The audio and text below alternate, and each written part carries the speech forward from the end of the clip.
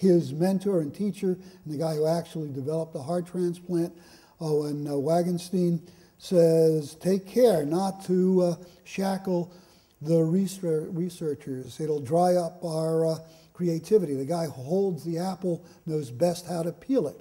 The researchers go to Congress and say, give us money, don't tell us how to spend it, don't tell us how to do our work. So the doctors are defiant, the researchers are defiant. And what about our organized medicine? What's AMA doing around this time? Well, the AMA had two big issues on its mind. Fighting socialized medicine, now known as Medicare, also Medicaid, and of course preventing the integration of the hospitals in the South. This is a picket line in front of an AMA meeting in the 1960s because the AMA refused to integrate its southern branches and fought the integration of hospitals throughout the United States. So that's the background. You've got the picture of the Americans' failure to deal with all the things that are being successfully handled in Britain and in Europe, and so what to do. So we've got these challenges frustrating the U.S. government and the AMA and doctors to a certain extent. And by the way, I don't want to paint all physicians with a bad brush. It was, in fact, the medical humanist group of physicians who are going to invite these outsiders into their field because they feel helpless. I was recruited by a psychiatrist who was also involved with the integration of American medicine, and I think that story was true for many first-generation philosophers going into bioethics. In the time that this is also going on, there are social movements in the United States, rights movements, protest movements, and at the same time, as Soren points out, analytic philosophers were seeking relevance, and they began to write on applied ethics. And more importantly, because this is not, as Soren heard, another part of this piece in Vilnius, at the same time that this is going on, there's going to develop an infrastructure for the new field of bioethics because all of these disciplined, well-connected, prominent Catholic moral theologians and Catholic lay people are going to be disappointed by the failures of Vatican II, and they're going to join with the kind of lumpen intelligentsia to form the social group that become bioethics. Now, this is not a 1960s, 70s picture of protest. I couldn't find a good one, but it's the spirit of protest. And what you have to remember is many of the more eminent names in bioethics, like Tom Beecham and Bob Veitch and others. Bob Veitch was in the Peace Corps. They were on the picket lines. They were fighting for integration, anti-war, women's movements, women's rights. They were deeply anti-paternalistic, anti-authoritarian. And as Renee Fox and Judy Swayze say in a recent book, they carry this spirit of the picket lines into what's going to become the field of bioethics. At the same time, analytic philosophers are absolutely you have to imagine what it was to be an analytic philosopher in America at the time. All your students are streaming out, fighting over these movements, and you are droning on about Kant and Mill, and they say, well, you're teaching ethics. Come on, how does it apply? And of course, you got the Vietnam War, and your students are making life choices. Should they flee? Should they fight? Should they go to jail? And you're droning on about Kant, Mill, and so on. And so you had a generation of philosophers who forgot everything that the people in Oxford and the logical positivists taught them, and they began to write about race, sex, abortion, euthanasia, and they began to teach in medical schools. And Beecham and Childress' book, Principles of Biomedical Ethics, come out of that efforts of philosophers deeply involved. That is an Asian, I don't know which Asian language, translation of their book. I'll add for the book, and that's my book on philosophy and sex, and you can see that we get involved deeply with this. Now, it's the Catholic alienated intelligentsia who are going to form the backbone. They create a structure for this movement and make it respectable. And Sergeant Shriver, who just died, so it should be 2011 on that picture, and Andre Hellegers. Andre Hellegers was the Pope's bioethicist, Pope's biologist, sorry. He is a scientist, he is Dutch, he studies at Edinburgh, he studies at Johns Hopkins. He is very, very interested in, deeply religious, interested in aviation medicine, in fact, and gets involved with reproductive issues and believes there's room in Catholic moral theology to accept birth control. He's very, very concerned about that. And he is, during Vatican II, he writes a report with eminent theologians showing how it is in fact permissible for the Catholic Church to accept birth control and some forms of what are labeled abortion at a very early stage. And it looks as if the Pope is about to accept it when the Pope dies. A new Pope comes in and backs off the reforms. And Hellegers is deeply disappointed. He flees to Georgetown University, gets involved with what's going to become bioethics, begins recruiting theologians in, and he wants to start an institute, and he goes to the eminent Catholic family in the United States, the Kennedy family. Sergeant Shriver is married to Eunice Kennedy Shriver, and says, "Can you back me?"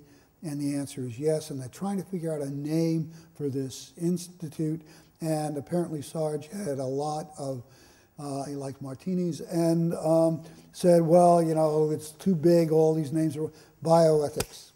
And so it becomes the Kennedy Institute of Bioethics, and there are going to be a plethora of names, but that's the name that's going to stick.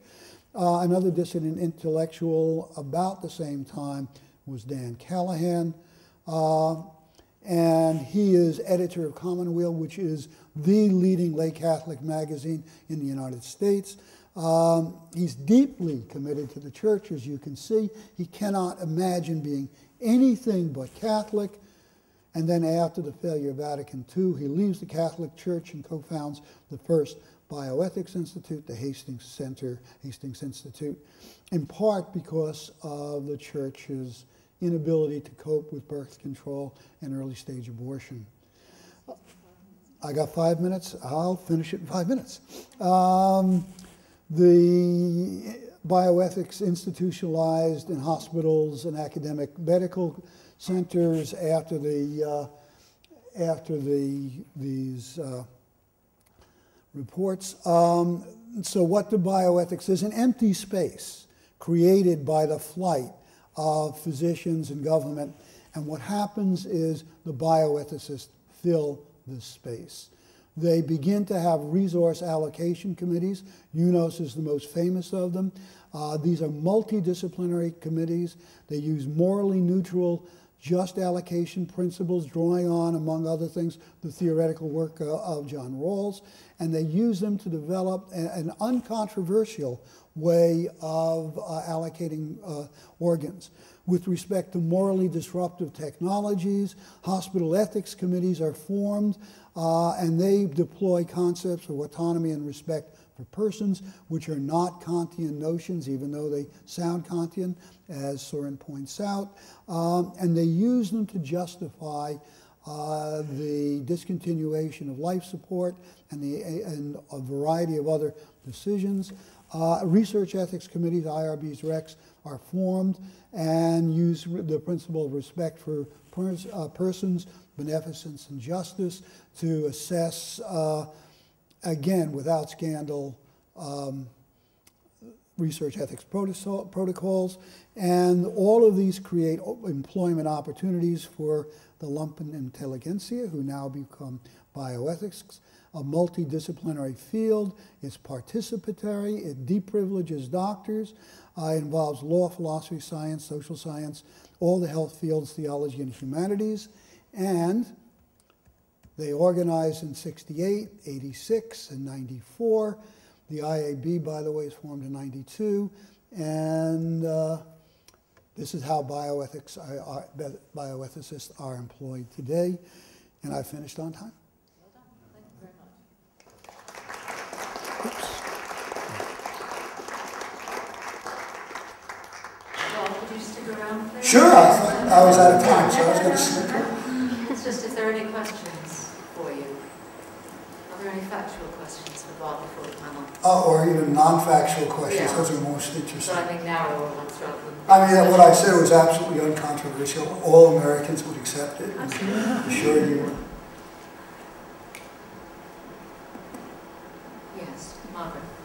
Could I just ask whether you've drawn a marvellous, wonderful, exciting picture of the United States as a whole. Would you say that there were any differences between the individual states? Because as a medical lawyer, I know that the line which was taken in medical law could differ quite dramatically from state to state, so that in England, medical lawyers, we like to take the most extreme example that made the United States look silly.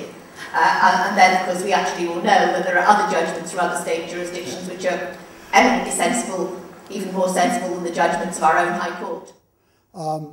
There are obviously legal differences between the states. Missouri and New York have the honor of being some of the most inane, New York being my home state, with respect to issues of bioethics in the law. So, but with respect to bioethicists as a group, there are lots of differences. Right now, bioethics in America is responding to the disability rights critique and trying to rethink classic cases in terms of that critique. Earlier, feminist bioethics had a very large voice and led to rethinking issues. Communitarianism was actually tried and implemented, and one of the things that turned out to be very problematic is the ways in which you get community consent for things, or the way in which you try and develop those issues, but there was an attempt to implement that a few years ago, and not everybody, of course, agrees with all these moves. So there's a healthy debate. If you go to the ASBH, and by the way, don't let the word American fool you. I mean, the whole world seems to come to ASBH, so you're always welcome to a meeting. And certainly the history group would invite you in.